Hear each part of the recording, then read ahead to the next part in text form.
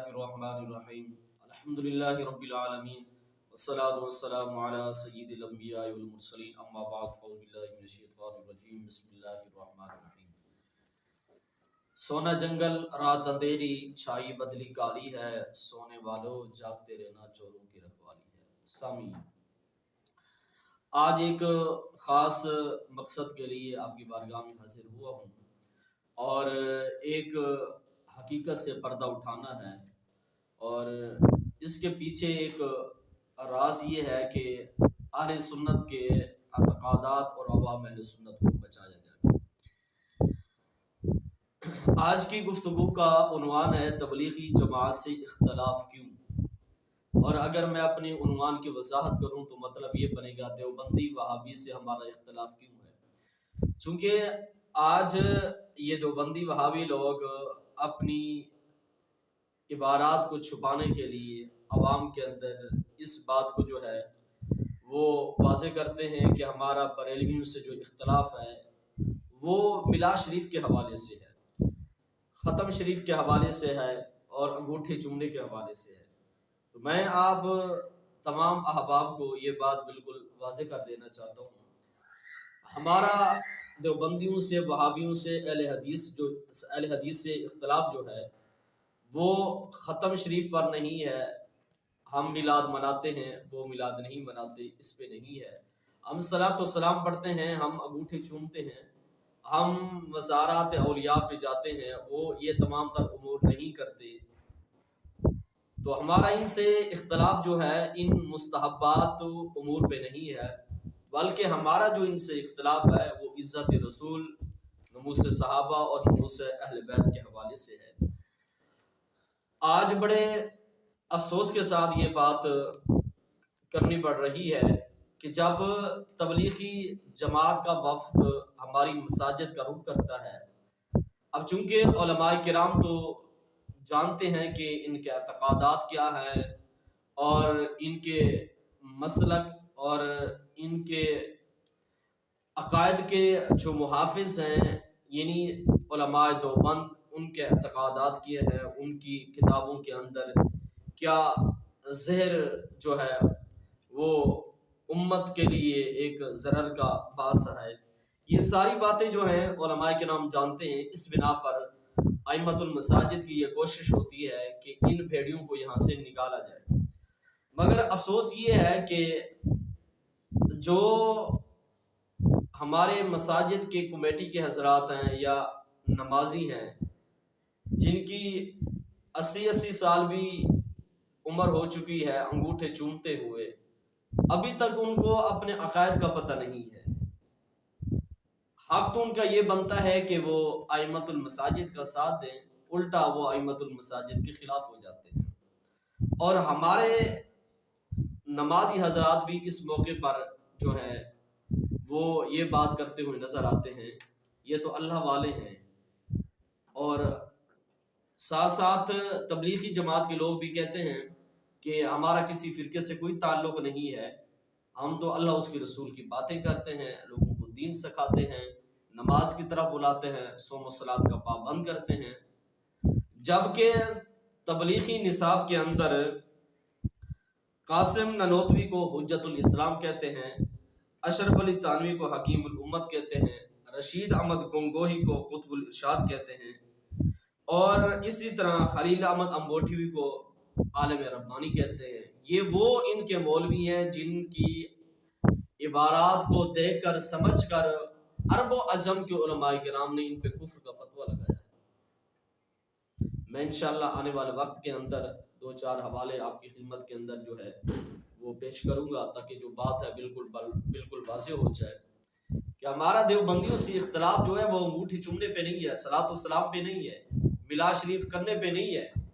ہمارا ان سے اختلاف جو ہے، آئیے میں آپ کے سامنے ایک کتاب رکھتا ہوں، ان کے بہت بڑے مولوی جسے حکیم الامت مولوی اشرف علی تھانوی کہتے ہیں، یہ میرے ہاتھ کے اندر کتاب موجود ہے، میں آپ کو دکھانا چاہتا ہوں تاکہ بات جو ہے بالکل واضح ہو جائے۔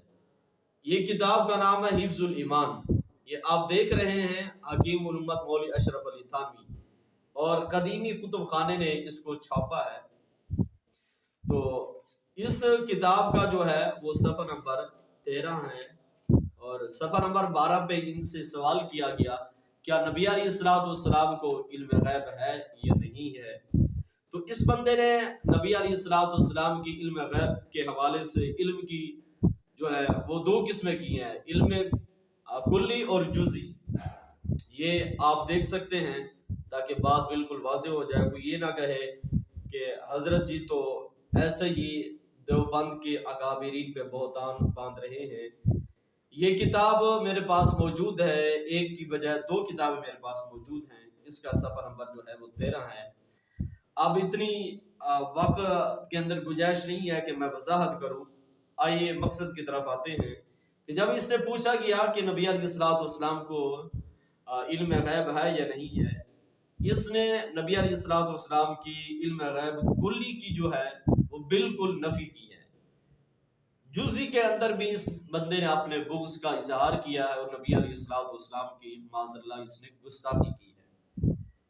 یہ میں عبارت پڑھ دیتا ہوں، انشاءاللہ بعد میں کیمرے کے بھی قریب کر دوں گا تاکہ بات بالکل واضح ہو جائے۔ اب یہ عبارت سنیے، کہتا ہے کہ پھر یہ آپ کی ذات مقدسہ پر علم غیب کا حکم کیا جانا اگر بقول زید صحیح ہو تو دریافت طلب یہ امر ہے، اس غیب سے مراد بعض غیب ہے یا کل غیب۔ کہتا ہے کہ اگر مان لیا جائے بقول زید کے، یعنی کہتا ہے یہ میرا عقیدہ نہیں ہے، میرا عقیدہ نہیں ہے، اگر کسی بندے کا یہ عقیدہ مان لیا جائے تو دریافت طلب امر یہ ہے کہ اس غیب سے مراد بعض غیب ہے یا کل ہے۔ کہتا ہے اگر بعض علوم غیبیہ مراد ہوں تو اس میں حضور نبی علیہ السلام کی کیا تخصیص ہے؟ ایسا علم غیب تو زید، عمر، بلکہ ہر سبی، مجنون، بلکہ جمیع حیوانات اور بہائم کے لیے بھی حاصل ہے، معاذ اللہ۔ اب دیکھیں، کہتا ہے حضور نبی علیہ السلام کو علم غیب کلی نہیں ہے، بعض علوم کا، بعض چیزوں کا علوم حضور نبی علیہ السلام کو دیا گیا۔ کہتے ہیں اگر حضور کو بعض چیزوں کا علم جو ہے وہ دیا گیا تو اس میں حضور کی کیا تخصیص ہے؟ آئیے آپ بھی یہ جو عبارت ہے آپ بھی دیکھ لیں، اس کے اندر بات بالکل یہ واضح کی ہے میں نے، جہاں پہ یہ آپ نشان دیکھ رہے ہیں لینو کے اندر جو ہے وہ آپ کو جو ہے وہ نظر آ رہا ہوگا کہ یہ ساری چیزیں میں نے بالکل جو ہے وہ یہاں پہ نشان لگا دی ہیں، جہاں پر اس ایک خبیث انسان نے نبی علیہ السلام کی توہین کی ہے۔ کہتا ہے کہ اس میں حضور کی کیا تخصیص ہے، یعنی حضور کی کیا شان ہے، حضور کا اس کے اندر کیا کمال ہے؟ ایسا علم غیب تو زید، عمر ہے، زید کو بھی ہے، عمر کو بھی ہے، یعنی حضور نبی علیہ السلام کے علم غیب شریف کو اس بندے نے عام انسان کے علم غیب کے ساتھ تشبیہ دی ہے۔ اور یہ ایسی بات نہیں ہے، آپ تقویت الایمان اٹھائیں جو ان کے مولوی ہیں، جسے شہید اسلام کہتے ہیں، شہید اسلام کہتے ہیں، اسماعیل دہلوی، تقویت الایمان اس کی اٹھائے، اس بندے نے نبی علیہ السلام کو جو ہے وہ کس انداز میں حضور کی عظمت کو یا حضور کی ذات کو لوگوں کے سامنے رکھا ہے۔ کہتا ہے کہ بس نبی کی اتنی عزت کرنی چاہیے جتنی بڑے بھائی کی جاتی ہے، معاذ اللہ، یا جس طرح علاقے کا ایک چودھری ہوتا ہے، ملک خان ہوتا ہے، پنڈ کا کوئی راجہ ہوتا ہے، اتنی بس حضور کی عزت کرنی چاہیے۔ تو وہی عقائد سامنے رکھتے ہوئے مولوی اشرف علی تھانوی نے بھی یہاں پر نبی علیہ السلام کے علم غیب کو جو ہے وہ تشبیہ عام انسان کے ساتھ دی ہے، بلکہ کہتا ہے کہ ہر سبی، یعنی ہر بچے کو بھی ایسا علم ہے جیسا حضور نبی علیہ السلام کو ہے، بلکہ معاذ اللہ نقل کفر نباشد، ایک عام انسان ان الفاظ کو اپنی زبان پہ جاری کرنا تو دور کی بات ہے، سوچ بھی نہیں سکتا۔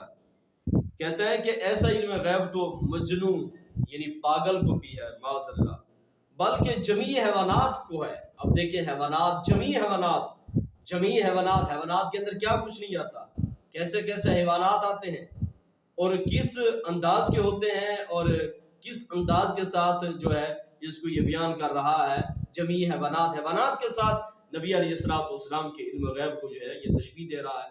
بہائم، تمام بہائم کے لیے بھی بھی کہتا ہے ایسا علم غیب ثابت ہے، جو حضور نبی علیہ الصلوۃ والسلام کو ایسا علم غیب ہے، معاذ اللہ۔ اب دیکھیں بات یہ ہے یہاں پر جو قابل توجہ ہے، آج سے تقریباً 6 سال قبل میری جب ایک دیوبندی سے گفتگو ہوئی تھی، اور اسی پہ تقریباً 3 گھنٹے 4 گھنٹے ہم گفتگو کرتے رہے، میں اپنے ہمراہ طلباء کے، میں جب درس نظامی پڑھتا تھا، تو اس وقت میں نے ان کے ایک مولوی کو یہی عبارت پیش کی تھی۔ میں نے کہا دیکھیں کہ اس کے اندر نبی علیہ الصلوۃ والسلام کی توہین ہے، کہتا ہے کہ اس کے اندر تو حضور کی کوئی توہین نہیں ہے۔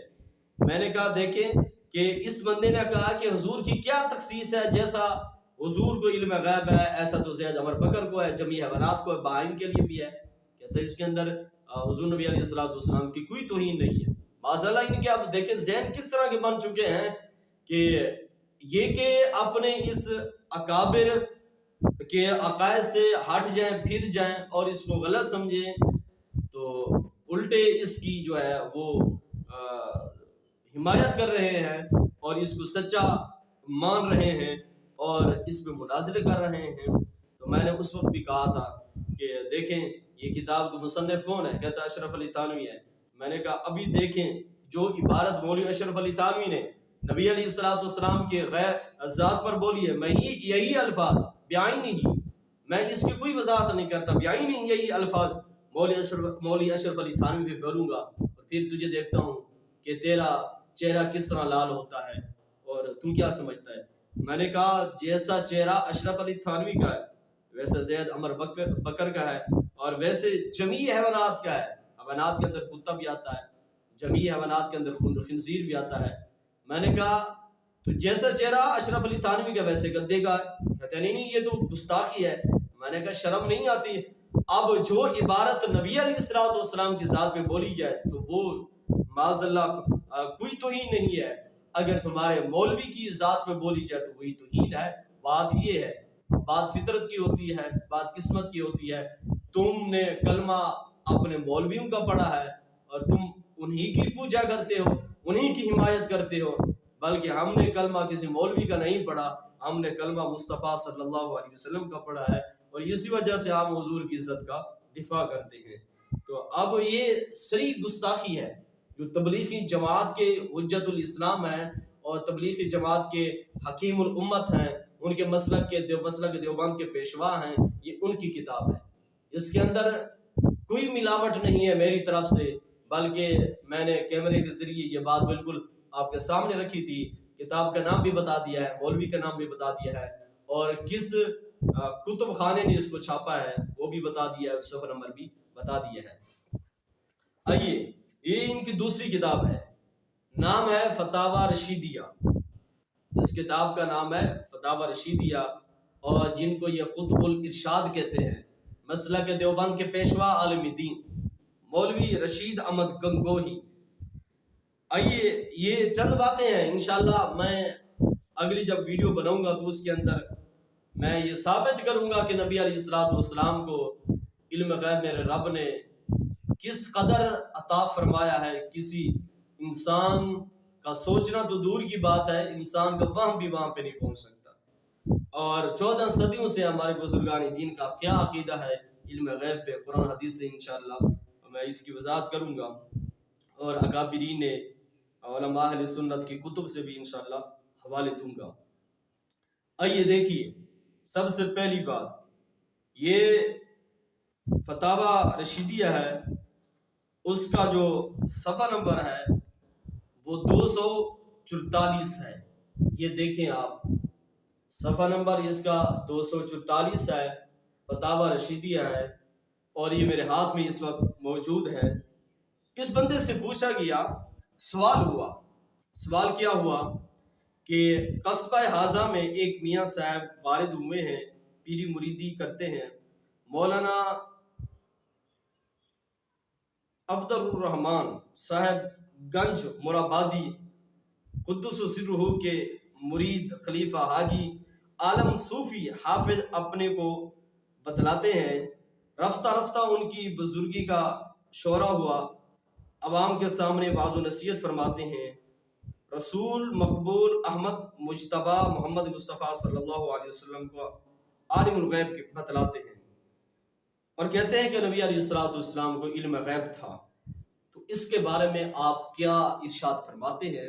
تو یہ میرے ہاتھ کے اندر کتاب موجود ہے، آپ یہاں پہ دیکھ رہے ہوں گے، میں اس کے اندر کوئی ڈنڈی نہیں مار رہا، نہ ہی کوئی ملاوٹ کر رہا ہوں۔ جو کتاب کے اندر لکھا ہوا ہے اور جو ایک حقیقت ہے وہ میں عوام اہل سنت کے سامنے رکھ رہا ہوں۔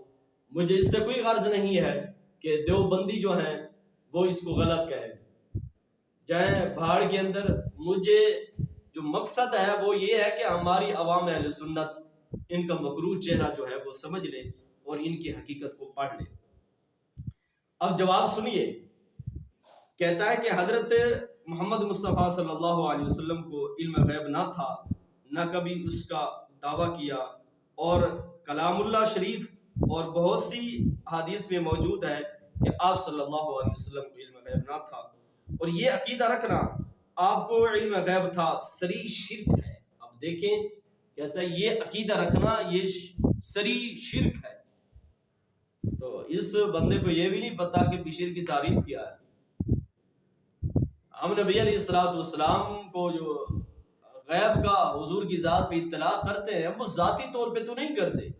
ہاں، اگر ہم یہ کہتے کہ حضور کو جو علم غیب ہے وہ ذاتی طور پہ ہے، جبکہ ہمارا یہ عقیدہ نہیں ہے، بلکہ ہم یہ کہتے ہیں کہ انبیاء علیہ الصلوۃ والسلام کی جماعت حضرت آدم علیہ الصلوۃ والسلام سے لے کر حضرت عیسیٰ علیہ الصلوۃ والسلام تک جتنے بھی انبیاء علیہ الصلوۃ والسلام گزرے ہیں، کسی کا بھی ذاتی علم نہیں تھا، بلکہ خدا کا عطا تھا، خدا کی عطا تھی، عطائی علم تھا۔ تو یہ عقیدہ جو ہے یہ ان کا ہے، اور کس طرح ہمارے جو لوگ ہیں ان کو اپنی مساجد کے اندر جگہ دیتے ہیں اور گھسنے کی جگہ دیتے ہیں۔ یہ وہ لوگ ہیں جو 14 صدیوں سے بزرگان دین کو مشرک کہہ رہے ہیں۔ 14 صدیوں سے ہمارے بزرگان دین کا یہی عقیدہ ہے، معاذ اللہ یہ ان کو مشرک کہہ رہے ہیں، اور آپ ان کی مہمان نوازی کرتے ہیں، آپ مساجد کے جو چابی ہیں وہ بھی ان کے حوالے کر دیتے ہیں۔ یہ لوگ کبھی بھی آپ کی مساجد کے خیر خواہ نہیں ہو سکتے۔ اب اسی طرح دوسرا حوالہ جو ہے وہ آپ سماعت کر لیں، یہ کتاب ہے فتاوی رشیدیہ، اس کا صفحہ نمبر جو ہے 162 اس کا صفحہ نمبر ہے، جو ہے وہ اصال ثواب کے حوالے سے ان سے یہ سوال ہوا۔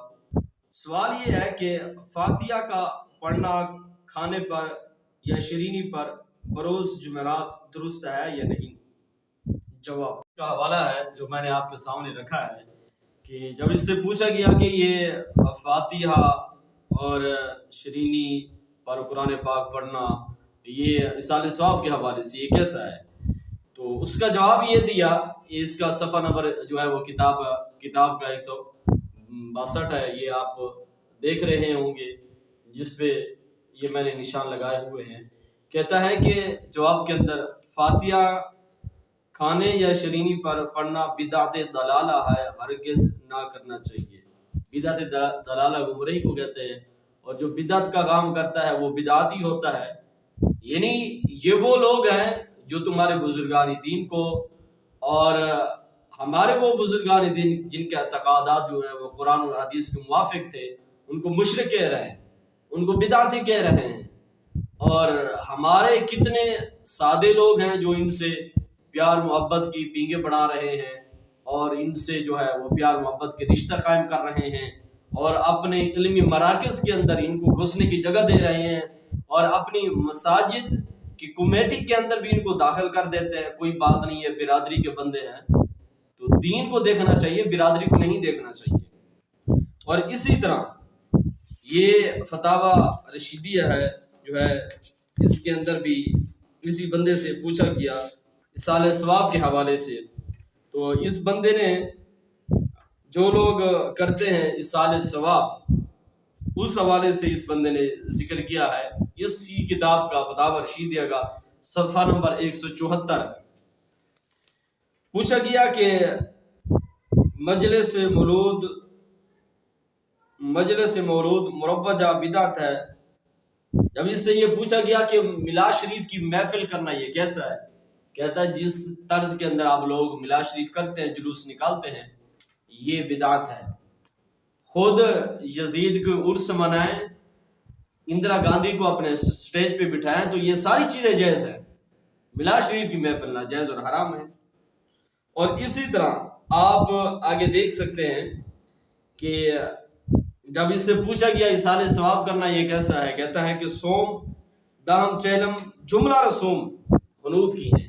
یہ آپ دیکھ سکتے ہیں اینڈ پہ جہاں پہ میں نے انگلیاں رکھی ہوئی ہیں، کہتا ہے کہ یہ ساری چیزیں جو ہیں، یعنی محفل میلاد مصطفیٰ صلی اللہ علیہ وسلم کرنا، اور اسی طرح ختم شریف دلانا، اسی طرح جو ہے یہ ایصال ثواب کی محفل کرنا، یہ یہود کا طریقہ ہے۔ اور یہ کتاب فتاوی رشیدیہ میرے پاس موجود ہے، الحمدللہ آپ یہ دیکھ سکتے ہیں اس صفحے پر۔ اس کتاب کو میں نے پورا پڑھا ہوا ہے اور یہ میرے پاس روڈ لگے ہوئے ہیں۔ یہ ایک بات نہیں، یہ پوری کتاب جو ہے وہ شرک، بدعت، یہ ان چیزوں سے بھری ہوئی ہے جو اس نے اہل سنت کے لوگوں کو مشرک کہا ہے۔ تو آپ سے گزارش یہ ہے کہ آپ آنکھیں کھولیں، ان کے مغرور چہرے کو سمجھیں اور ان کی حقیقت کو جانیں، یہ کون لوگ ہیں اور یہ کس طرح منافقت کا چہرہ سامنے رکھ کے اہل سنت کی مساجد کے اندر گھستے ہیں، اور پھر جب ایک بندہ ان کے ہاتھ میں چڑھ جاتا ہے تو پھر آہستہ آہستہ اس کی جو ہے وہ سروس کرتے ہیں، ان کو تبلیغ کرتے ہیں۔ تو نتیجہ یہ نکلتا ہے کہ جب ایک فیملی کے اندر، جب ایک خاندان کے اندر، ایک برادری کے اندر بندہ جو ہے وہ راہ راست سے ہٹ جاتا ہے تو ایسا ایسا وہ بھی اپنا کام شروع کر دیتا ہے، تبلیغ کرتا ہے، پھر اس طرح پوری نسلیں برباد ہو جاتی ہیں۔ تو خدا را ان لوگوں کو آپ پہچانیں اور ان کی حقیقت کو عوام کے سامنے رکھیں، اور یہ ویڈیو دیکھنے کے بعد، یہ سارے حوالے جات دیکھنے کے بعد اب میں نہیں سمجھتا کوئی سنی، کوئی مسلمان یا رسول اللہ صلی اللہ علیہ وسلم کہنے والا انسان جو ہے ان سے پیار کرے یا ان کو اپنی مساجد کی طرف جو ہے وہ لے کر آئے۔ آخر پہ میں ایک کتاب ہے، اس کا بھی تعارف کرواتا چلوں۔ لکھنے والے مولانا ابو حامد محمد ضیاء اللہ قادری اشرفی ہیں۔ یہ آپ نے کتاب لکھی ہے تبلیغی جماعت سے اختلاف کیوں۔ یہ کتاب دیکھیں اور آپ اس کتاب کو جو ہے وہ خریدیں اور پھر پڑھیں تاکہ مسئلہ جو ہے آپ پر بالکل واضح ہو جائے۔ میں انہی الفاظوں پہ جو ہے وہ گفتگو کو ختم کرتا ہوں۔ انشاءاللہ آنے والی ویڈیو کے اندر میں اس بات کو بالکل واضح کروں گا، جو اس نے بغیر دلیل شرعی کے جن چیزوں کو حرام ناجائز کہا ہے، میں انشاءاللہ ان کو قرآن حدیث سے ثابت کروں گا، اور دعا ہوں اللہ تعالی ہم سب کے اعتقادات کی حفاظت فرمائے۔ وآخر دعوایا ان الحمدللہ۔